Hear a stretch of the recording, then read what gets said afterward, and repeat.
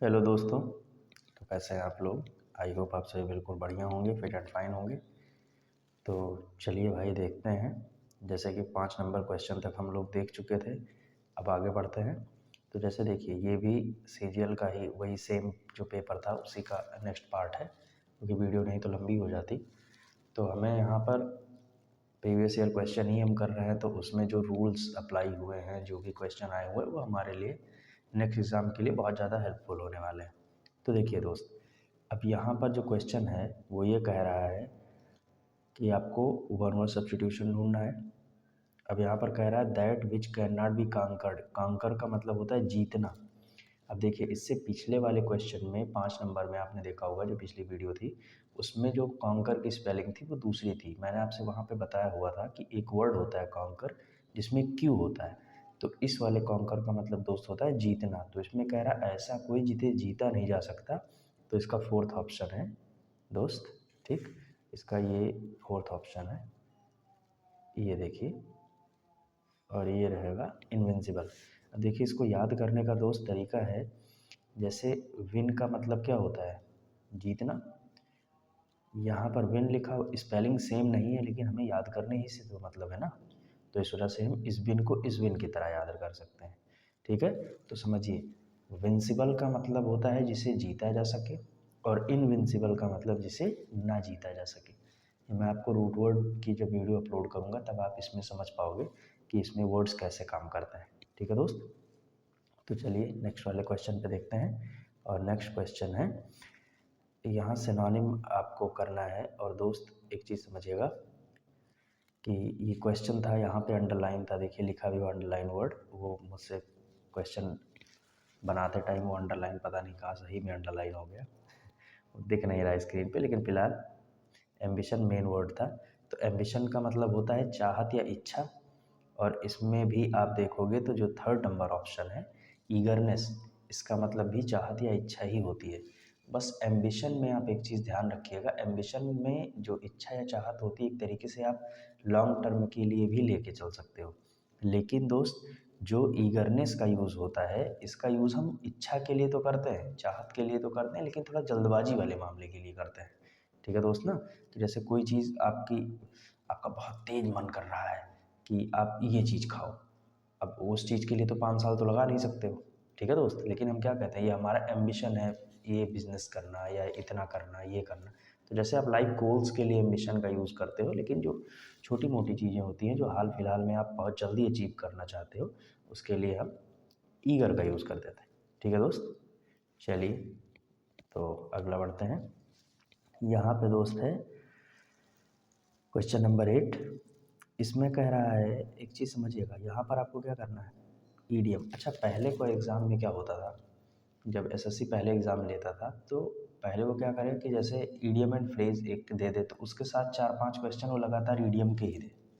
तो EDM and phrase में फिर कन्फ्यूज़न नहीं होता था। एंटोनिम देता था तो लगातार एंटोनिम, सिनोनिम देता था तो लगातार पहले 4-5 सिनोनिम पूछ लिया, फिर एंटोनिम पूछ लिया, ईडीएम फ्रेज पूछ लिया, फिर कॉमन एरर पूछ लिया। अब क्या कर रहा है ना, सिर्फ और सिर्फ काम वही कर रहा है, लेकिन आपका टाइम वेस्ट हो जाए, आप कंफ्यूज हो जाएं, उसके लिए दोस्त वो अचानक से कॉमन एरर के बीच में सिनोनिम डाल देता है। और वो भी सिनोनिम भी नहीं डालता है, वो मोस्ट अप्रोप्रिएट वर्ड बोल देगा। मतलब चीज़ वही है, बस घुमा फिरा रहा है।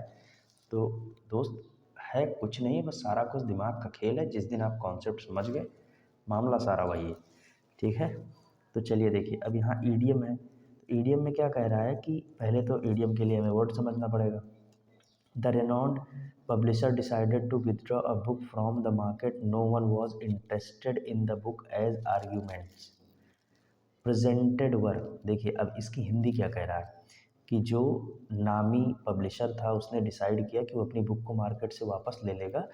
नो वन वॉज इंटरेस्टेड, कोई इंटरेस्टेड नहीं था in the book as the argument, के आर्ग्यूमेंट के हिसाब से कोई उस बुक में इंटरेस्टेड नहीं था। तो देखिए, अब यहाँ पर क्या है, ये जो थर्ड ऑप्शन है वो सबसे सही बैठता है। ऐसा इस वजह से दोस्त, बिसाइड द मार्क। देखिए, इसको आप ऐसे समझिए, ईडीएम की वीडियो में आप देखेंगे, मैं आपको समझाऊंगा बिना रटे कैसे प्रीवियस ईयर याद करना है। जो भी जितने भी एसएससी ने पूछे हुए हैं उनका मैं आपको वीडियोस में याद करने का तरीका बताऊंगा। क्योंकि दोस्त समझो, जब आप रटोगे तो आप भूलोगे, तो अगर आप समझोगे तो याद रहेगा। देखिए, अगर आर्ग्यूमेंट की हम बात करेंगे तो आर्ग्यूमेंट किसी एक टॉपिक पे होती है। तो जैसे मान लीजिए हम इस टॉपिक की बात कर रहे हैं, ठीक। अब अगर इस टॉपिक पे बात होगी तब तक तो मज़ा आएगा, लेकिन अगर इस टॉपिक से अलग होके बात होगी तब इसका कोई मतलब नहीं निकलेगा ना।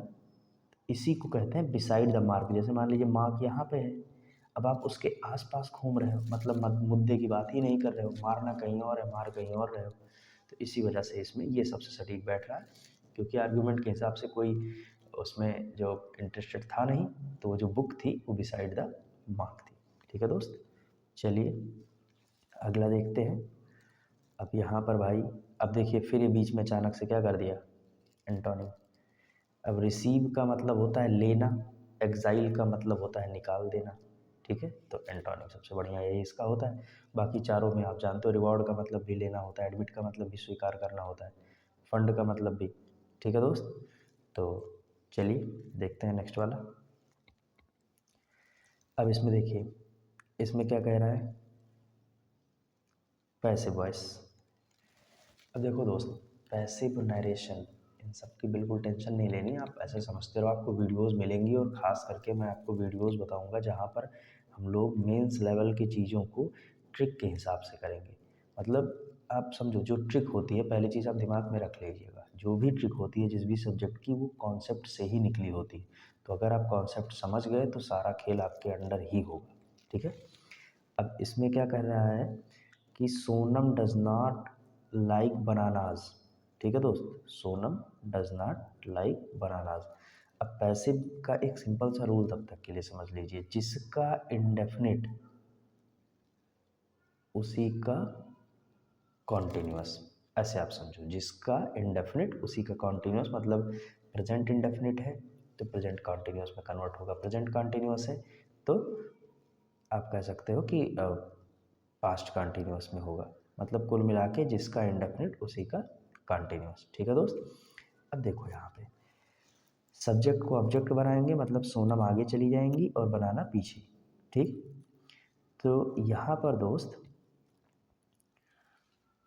बनानाज है तो ऑप्शन वैसे ही हट जाते हैं, क्योंकि फर्स्ट वाले में देखो आप केवल बनाना लिखा है जबकि बनानाज होना चाहिए। ठीक है, बाकी 3 में बनाना बचा है केवल, तो एक ऑप्शन वैसे भी एलिमिनेट हो गया, बचा 3 ऑप्शन।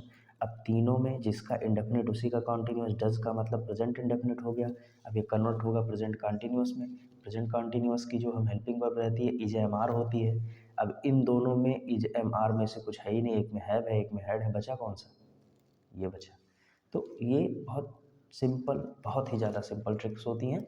इनको मैं आपको बताऊंगा, नरेशन भी ऐसे काम करता है, ये भी। फिर कितना भी बड़ा सेंटेंस हो जाए, जो हम लोग बड़ा सेंटेंस देख के थोड़ा हड़बड़ा जाते हैं ना, कुछ नहीं होता दोस्त, चीज़ें बहुत सिंपल हैं। बस एक बार आप खेल को समझ गए फिर सारा आपके हाथ में। तो चलिए दोस्त, मिलते हैं नेक्स्ट वीडियो में। Thank you.